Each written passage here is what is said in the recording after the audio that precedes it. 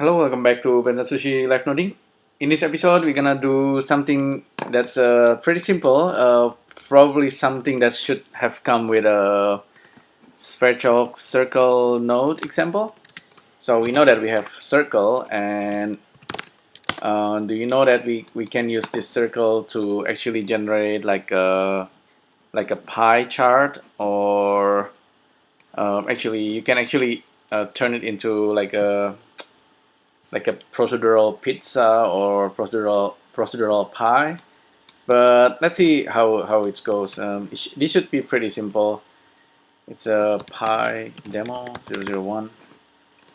We know that by default, circle, make a circle. You just plug in the vertices with the edges like that, or with just a polygon.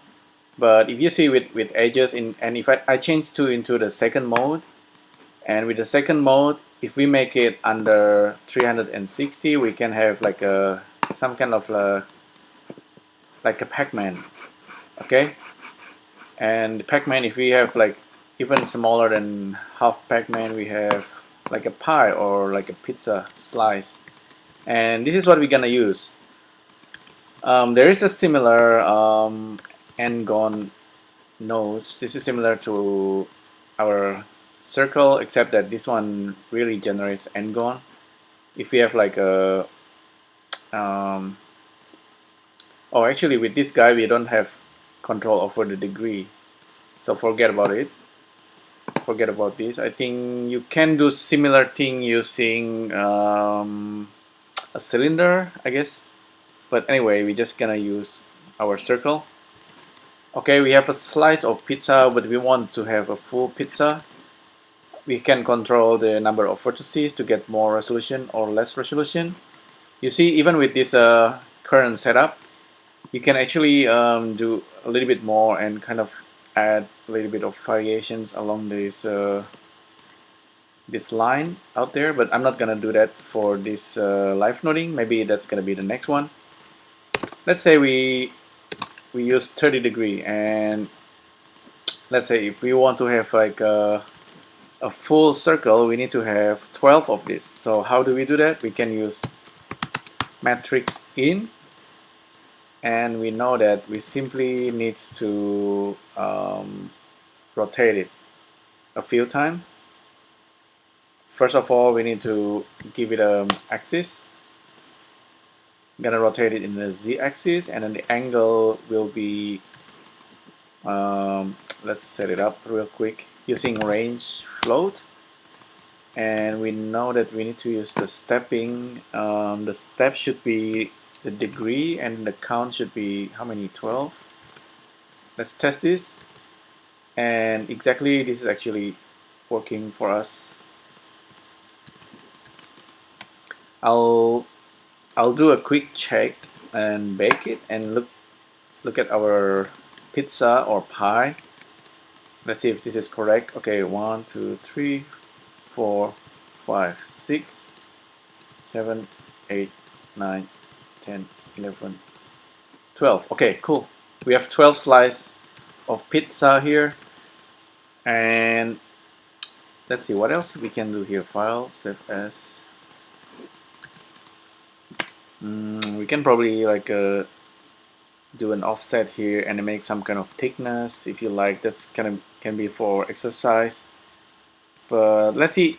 Let's look at this number at the moment. We have circle and radius. Vertices, we just leave it alone. But the degrees, we have 30, and we have 30 and 12. In order to make this more parametric, and we can use integer here. So for the value like 12 and 30, we can kind of make this easier for user. So instead of user need to change this the degrees and the count, we can simply use a little bit of math.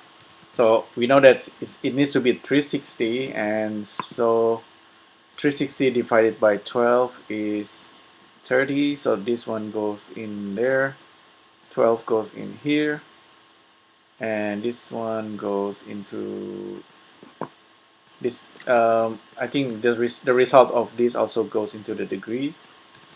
So now we can control the slice of pizza, and this should not go lower than you can have half pizza, but it shouldn't go any lower than half. I think one pizza, okay, one slice of pizza is okay, but we can give like a some kind of a limit on this guy. Limit is 1, maximum how many? Maybe 60 slices of pizza.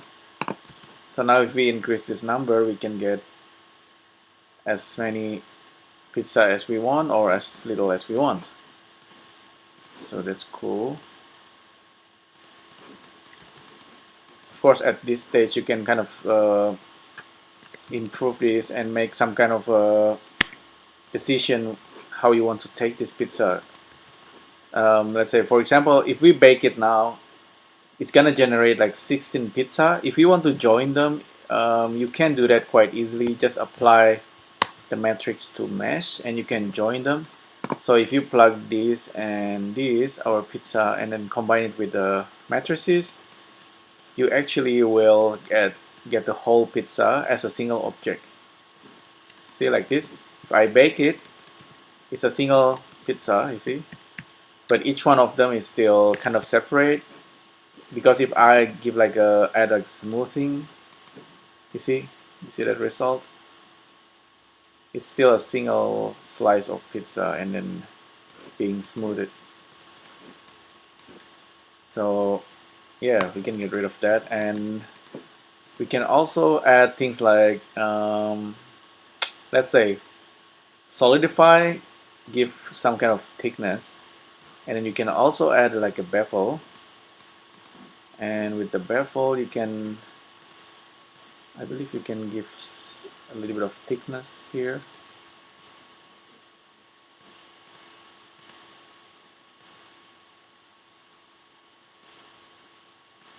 Segment width 5, no, cannot go too high. Clamping, and okay, that's not too bad. Flip normal, even thickness, creasing, no. So that's a little bit more like pizza, even though it's still too basic. But at least this is like a single object, so that's the main point. And what else we can do with this file? Save as. If you like, you can also give it a quick colorations, because this is, if we merge it into a single object and then we switch to cycle render, and we can, let's say if we use like bmesh nk2, plug this guy in there and this guy in here, we have a single object, and this single object is made up of multiple polygon face, and this is cycle render. So if we hit this, it's gonna get this cycle material with a color attributes already assigned into SV call, and that's nice because if we use the object color, actually color vertex color new, and plug in our objects and assign it to face, what we can do is assign the color based on this the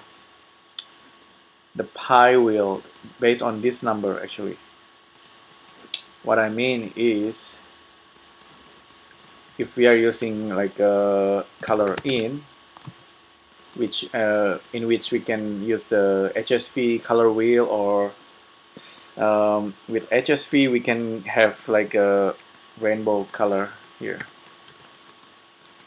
Simply pipe in range float between 0 and 1, and the count should be coming from this guy. So that's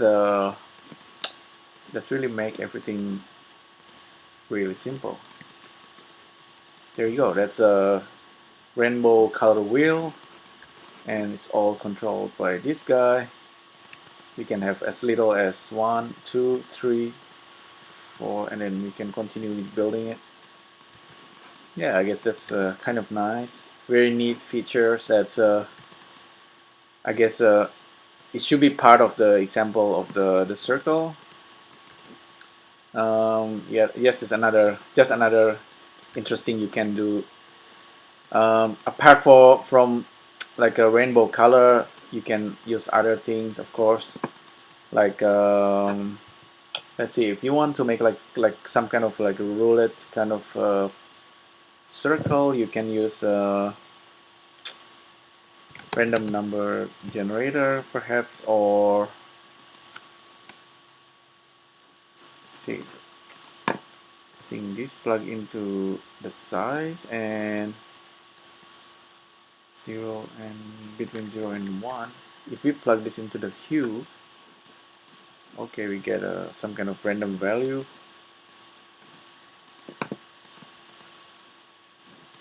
What would be nice to have like a 0 1 0 1 kind of repeating pattern. For that we can use, of course, modulo,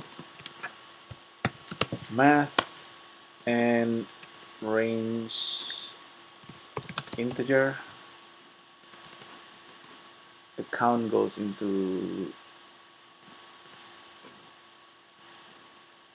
count, and then the start and step 0 and 1, and then this goes into the modulo. Where is the modulo? There we go. Modulo 2 should give us like black and white, so black and white, black and white, black and white.